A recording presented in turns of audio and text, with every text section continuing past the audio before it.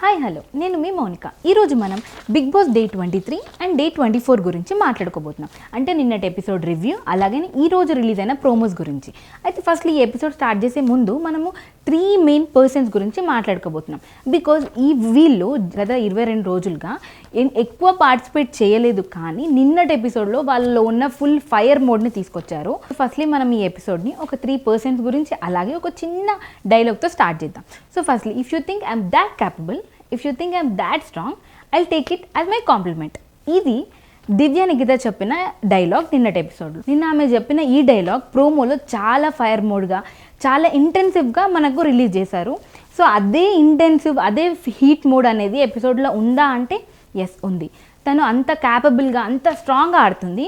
అంటే తను ఆడే పద్ధతిని మనం ఇంకా కంప్లీట్గా చూడలేదు, బికాజ్ ఎక్కువ తనకి గేమ్ టాస్క్లు అనేది ఎక్కువ రాలేదు. కానీ తన నామినేషన్లో తను పెట్టే పాయింట్, తను మాట్లాడే పాయింట్, తను ఇచ్చే రిప్లైస్ మాత్రం చాలా స్ట్రాంగ్గా, చాలా క్లియర్గా, ఇట్లా మాట కొట్టినట్టు ఉంటుంది కదా, కొందరు ఇట్లా స్ట్రైట్ ఫార్వర్డ్గా చెప్తారు కదా, అలా ఉందన్నమాట. సో మనం ఎపిసోడ్ గురించి మాట్లాడుకుందాం. లైక్ నిన్నటి ఎపిసోడ్లో 3 పర్సన్స్ చాలా హైలైట్గా నిలిచారు. ఫస్ట్ ఏంటంటే రాము, తర్వాత ఫ్లోరా, తర్వాత దివ్య నిఖిత. వీళ్ళు ముగ్గురు జరిగిన నామినేషన్ ప్రాసెస్ కానీ, వీళ్ళు నామినేట్ చేసిన పర్సన్స్తో వాళ్ళ జరిగిన కన్వర్జేషన్ చాలా హీట్గా, చాలా ఇంటెన్సివ్గా జరిగాయి. సో ఫస్ట్లీ మనం రాము గురించి మాట్లాడుకుంటే, అంటే లాస్ట్ 22 డేస్లో నిన్న మాట్లాడినంత స్ట్రాంగ్గా, అంత క్లియర్గా, అంత క్లారిటీతో ఆయన ఇప్పటివరకు ఎప్పుడు మాట్లాడలేదు అని నా ఒపీనియన్, అండ్ చాలా వరకు పబ్లిక్ ఒపీనియన్ కూడా. ఎందుకు అని అంటే తను ఎప్పుడు ఎక్కువ ఇన్వాల్వ్ అవ్వలేదు. నార్మల్గా ఒక కన్వర్జేషన్ ఆయన ఎప్పుడు కన్ఫ్యూజ్ అవుతూ ఉంటారు, ఒక పాయింట్ని క్లియర్గా చెప్పలేకపోతారు.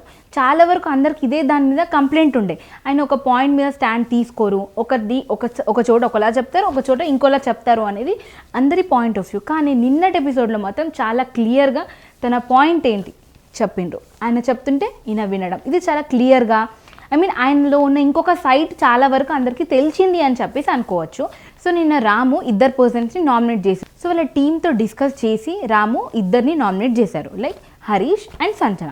హరీష్తో కొన్ని పాయింట్స్ డిస్కస్ చేశారు, సంజనతో కొన్ని పాయింట్స్ డిస్కస్ చేశారు, విచ్ వాజ్ స్ట్రేట్, చాలా క్లియర్గా మీ వల్ల ఇది జరిగింది, దీనివల్ల ఇలా ఉంది అని చెప్పి సంజనతో కొంచెం డిస్కషన్ జరుగుతున్నప్పుడు సంజన కొన్ని మాటలు తను టంగ్ స్లిప్ అయిపోతుంది. మనం ఎపిసోడ్లో చూసుకున్నట్టయితే, అలాగే నామినేషన్ ప్రాసెస్లో కూడా చూసుకున్నట్టయితే, సంజన తనకి లాంగ్వేజ్ వచ్చో లేకపోతే నాకు వచ్చు, నేను డబల్ మీనింగ్ మాట్లాడట్లేదు, నా పాయింట్ ఇదే, నేను ఇలానే మాట్లాడతాను అన్నా కూడా ఆడియన్స్ ఎలా రిసీవ్ చేసుకునే దాన్ని బట్టే తను మాట్లాడే లాంగ్వేజ్ మీనింగ్ తెలుస్తుంది.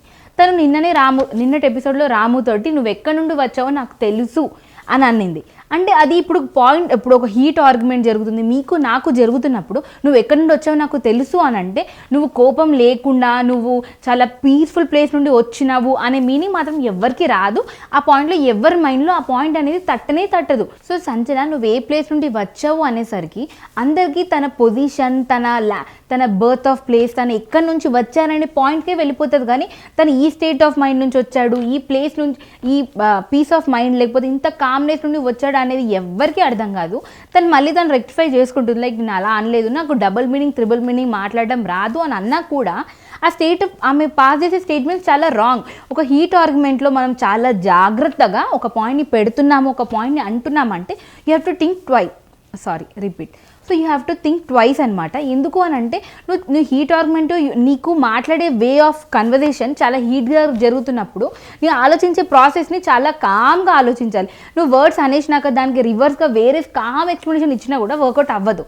సంజన నేను అలానే చేసింది. నిన్న సంజన చాలా 2 థింగ్స్ చాలా రాంగ్గా మాట్లాడింది. మళ్ళీ అది నా ఒపీనియన్, ఇలానే మాట్లాడతాను అనడం కూడా చాలా బ్యాడ్గా అనిపించింది. సో నిన్న సంజన 2 థింగ్స్ రాంగ్గా మాట్లాడారు. ఒకటి పవన్ గురించి, ఒకటి రాము గురించి. పవన్ గురించి ఏం మాట్లాడారు అని అంటే, లైక్ నువ్వు అమ్మాయిలకి ఎక్కువ ఇంపార్టెన్స్ ఇస్తావు, వాళ్ళకే ఎక్కువ హెల్ప్ చేస్తావు, ఆంటీల గురించి నీకెందుకు, నువ్వు ఎవరిని పట్టించుకోవు కదా అని చెప్పేసి అన్న పాయింట్ చాలా రాంగ్గా అని చెప్పేసి తన హౌస్మేట్స్ అందరికీ, మాకు, అలానే ఆడియన్స్కి అందరికీ అనిపించింది. బికాజ్ ఏంటి అని అంటే ఇప్పుడు ఆడియన్స్ పాయింట్ ఆఫ్ వ్యూ వాళ్ళకి తెలియకపోవచ్చు, కానీ హౌస్ మేట్స్లో వాళ్ళందరూ ఒకటే పాయింట్ మీద స్టిక్ అయ్యి మీరు అన్నది తప్పు అని ఇమాన్యుల్, శ్రీజ, భరణి అందరు అన్నప్పుడు తను కొంచెం రియలైజ్ అయ్యి ఉండే అట్లీస్ట్ వెళ్ళి రాముతో నా పాయింట్ ఆఫ్ వ్యూ ఇది కాదు, నేను ఇలా చెప్పాను అని చెప్పకుండా ఓన్లీ కెమెరాకి ఫోటేజ్కి నేను ఇలా అనలేదు అని అంటే ఆపోజిట్ పర్సన్కి రూమ్లో హౌస్లో ఉన్న రామ్ అట్లీస్ట్ పవన్ కళ్యాణ్ ఒక క్లారిటీ ఇవ్వాలి. అలా అన్న వెంటనే పవన్ వచ్చి మీరు అలా అనడం తప్పు అని చెప్పేసి ఆయన కామ్గా దాని థింగ్ని హ్యాండిల్ చేసినా కూడా తను రిపీటెడ్గా ట్వైస్, ఒకసారి ఒక పర్సన్తో అలాగే గ్రూప్ డిస్కషన్లో అనడం కూడా చాలా రాంగ్. తను ఆ మాటని వెనక్కి తీసుకోవడం కానీ లేకపోతే దానికి ఒక క్లియర్ స్టేట్మెంట్ పాస్ చేయడం ద్వారా తనకు ఒక పాజిటివిటీ అనేది వస్తుందేమో అని చెప్పేసి మా ఒపీనియన్. బట్ అది కరెక్టా కాదా అనేది మాత్రం మీరు కామెంట్ చేయండి. మరి ఎట్లయినా సాటర్డే నాగార్జున గారు వచ్చేసి తనకు అది కరెక్టా కాదా అనే దాని గురించి కూడా డిస్కషన్ చేస్తారు. బట్ అది కరెక్ట్ అనిపించిన వాళ్ళు కామెంట్ చేయండి, కాదు అనిపించిన వాళ్ళు కూడా కామెంట్ చేయండి. సో నెక్స్ట్ పర్సన్ గురించి మాట్లాడుకున్నట్టయితే ఫ్లోరా గురించి మాట్లాడుకోవాలి. తను పాస్ట్ వీక్స్లో కొన్ని గేమ్స్లో ఆడుతుంది, తన ఇన్వాల్వ్మెంట్ చూపిస్తుంది, కానీ తన పర్ఫార్మెన్స్ ఎంత ఆడినా కూడా 100% అనేది రీచ్ అవ్వట్నే లేదు. తన ఇమ్యూనిటీ విన్ అయింది, కొన్ని టాస్క్లో బాగా ఆడింది, తను ఆడిన టాస్కుల్లో అక్కడ ఉన్న గ్రూప్ మేట్స్ కానీ ఆ గ్రూప్ విన్ అవుతుంది.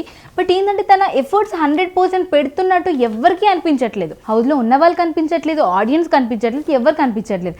కానీ తను నామినేట్ అవుతుంది, సేవ్ అయిపోతుంది. అదేంటో అదే మ్యాజిక్. అయితే ఫ్లోరా ఏంటి అని అంటే తను ఇన్వాల్వ్మెంట్ 100% కాకుండా కొంచెం చూపించుకొని ఎలాగో అలా లీడ్ అయిపోతుంది.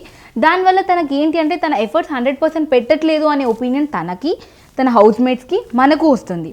సో తను ఏంటంటే నెక్స్ట్ ఫర్దర్లో కూడా ఎవరు హెల్ప్ తీసుకోకుండా తన మైండ్తో, తన జెన్యూన్ గేమ్తో ఒకవేళ ఆడిందంటే అందరికి అర్థమైపోతే తన 100% ఎఫర్ట్స్ పెడుతుంది, తన గేమ్ ప్లే చాలా బాగుంది, she has to be in the house అని చెప్పేసి అందరూ అనుకుంటారు. నిన్న మనం ఫ్లోరా నామినేషన్స్ పాయింట్ గురించి మాట్లాడుకున్నట్టయితే తను హరీష్ గురించి మాట్లాడుతుంది.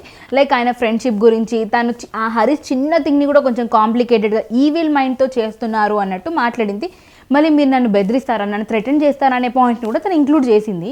బట్ ఏంటి అని అంటే తన ముందు హరీష్తో బాగుండే, బట్ హరీష్కి సంజనాకి కొంచెం డిఫరెన్సెస్ వచ్చినాక తను సంజనాతో ఎక్కువ ఉండేసరికి సంజన ఏం చెప్తుంది, సంజనాకి హరీష్కి పడదు కాబట్టి ఈమెకు కూడా కొంచెం మైండ్లో హరీష్ మీద నెగిటివిటీ వచ్చి ఆమెకి మంచి పద్ధతిలో చెప్పినా కూడా నన్ను థ్రెటన్ చేసిండు, నన్ను భయపెట్టిండు అనే పాయింట్లో ఒకటి, లేకపోతే నిజంగా హరీష్ తనని భయపెట్టాడు. లైక్ నువ్వు చెప్తే నీకు మంచిది అంటే నార్మల్ మన కన్వర్సేషన్లో నీకు చెప్తే మంచిది కాదు, నువ్వు అలా చెప్పకూడదు అని చిన్న థింగ్స్ని సీక్రెట్గా కాపాడాలి అని మనం అలా చేసుకుంటాము. బట్ తను అలా రిపీట్.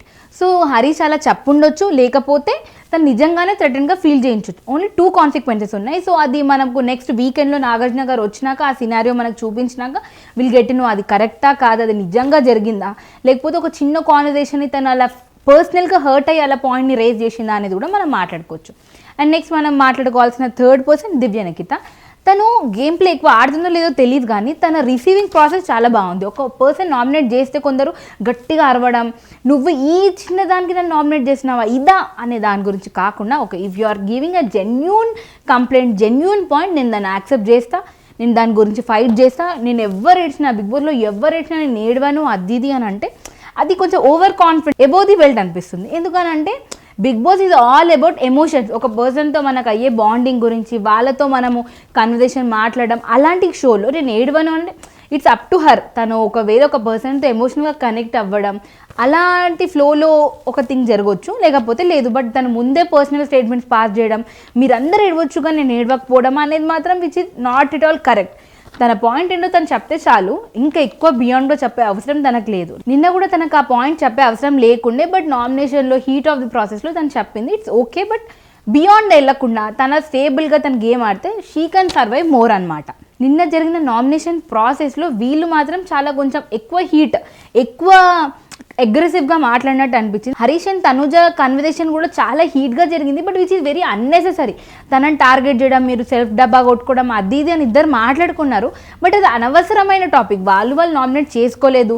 రాము నామినేట్ చేస్తే తనుజ రావడం, హరీష్ రావడం, ఇది ఒక చిన్న ఫైట్ని పెద్దగా గట్టిగా అరుచుకుంటూ చేయడం అది ఏమీ కరెక్ట్ కాలేదు. అది అసలు అవసరం లేదు. హరీష్ ఏంటంటే కొంచెం పర్సనల్ గ్రడ్జ్ పెట్టుకున్నాడు ఒకరి మీద. ఒకరు నన్ను ఇట్లా అంటే వాళ్ళు నన్ను ఏమైనా పాయింట్ తీసుకుంటే నేను ఈ పాయింట్ మీదనే మాట్లాడాలి, దీని గురించే మాట్లాడతాను అనే థింగ్స్ని మైండ్లో పెట్టుకుని అట్లా ఆడుతున్నట్టు అనిపించింది. అండ్ నిన్న ఎపిసోడ్లో చూసుకుంటే సంజనాకి క్యాప్టెన్కి గొడవ జరిగినప్పుడు కూడా అంటే సింపతి లెక్క వెళ్ళి సంజనాకి తినిపిడు, ఆమెనే అంత అగ్రెసివ్గా ఇలా చేసింది అలా చేసింది అని చెప్పేసి మాట్లాడిన పర్సనే మారిపోయి ఇలా చేసింది, తినిపిస్తే బాగుండు అని చెప్పేసి అది ఎందుకు అంతగా. ఒకవేళ మీకు ఒక పర్సన్తో రియల్గా బాండ్ జనరేట్ చేసుకోవాలనిపిస్తే you have to be very honest. కానీ అట్లా లేదు. మరి మళ్ళీ రాముతో కూడా మీరు ఎక్కడి నుంచి వచ్చినావో నాకు తెలుసు అని అన్నప్పుడు కూడా అది చాలా రాంగ్, అలా అనకూడదు అని చెప్పేసి వెళ్ళి రాముతో అనడం. హరీష్ వెళ్ళి సంజనాతో మీరు ఇలా అనడం తప్పు అంటే అది ఒక బాండ్ క్రియేట్ అవుతుంది అని అనుకోవచ్చు. కానీ వెళ్ళి ఏ పర్సన్ పడ్డాడో అంటే ఆ పర్సన్ని ఆడియన్స్ చూసుకుంటారు అని రాము అన్నా కూడా అది రాముకు కాకుండా సంజనాకు చెప్తే తను కరెక్ట్ చేసుకునేది. అది ఫ్రెండ్షిప్కి ఒక స్టెప్ ఎక్కువ. కానీ అలా చేయకుండా కొన్నిసార్లు ఫోటేజ్ కోసం కొన్నిసార్లు ఇలాంటివి అన్నీ చేస్తున్నారు Harish, which is totally wrong. But ఆడియన్స్కే వదిలేద్దాం, అది ఏమైతే ఆయన చేసింది కరెక్టా కాదా అనేది కూడా ఆడియన్సే సెలెక్ట్ చేస్తారు.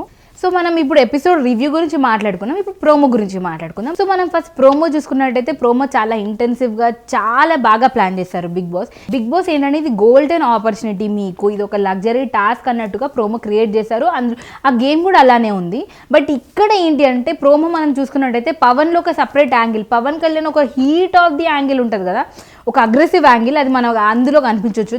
తనుజతో కానీ లేకపోతే రీతుతో కానీ ఒక చిన్న ఫైట్ లాంటి కాన్వర్సేషన్ అయితే జరిగింది. సో అది ఎపిసోడ్ చూస్తే మనకి ఇంకా క్లియర్గా అర్థమవుతుంది అసలు టాస్క్ ఏంటి, ఆ లగ్జరీ ఐటమ్స్లోనే ఏమేమి పాయింట్స్ ఉన్నాయి, అంటే ఏమేమి ఐటమ్స్ వాళ్ళకి వస్తాయి, అసలు ఈ గేమ్ ఎలా జరిగింది అనే దాని గురించి మనకు ఈ రోజు ఎపిసోడ్ చూసుకున్నట్టయితే మనకు అర్థమైపోతుంది. సో మనం చూసుకున్నట్టయితే మీకు ఈ నిన్నటి ఎపిసోడ్లో ప్రోమో చూసి మీకు ఎవరు ఎలిమినేట్ అయితే బాగుంటుంది, ఎవరు సేవ్ అయితే బాగుంటుంది అనే దాని మీద కామెంట్ చేయండి. అండ్ మీకు ఎవరు విన్ అవ్వాలి, ఎవరు క్యాప్టెన్ అవ్వాలి, క్యాప్టెన్ కంటెన్సీ టాస్క్ కూడా జరిగింది కాబట్టి ఎవరు క్యాప్టెన్ అవ్వాలని కోరుకుంటున్నారో వాళ్ళ నేమ్ కూడా కామెంట్ చేయండి. ఇదండి ఈ వీడియో. Thanks for watching.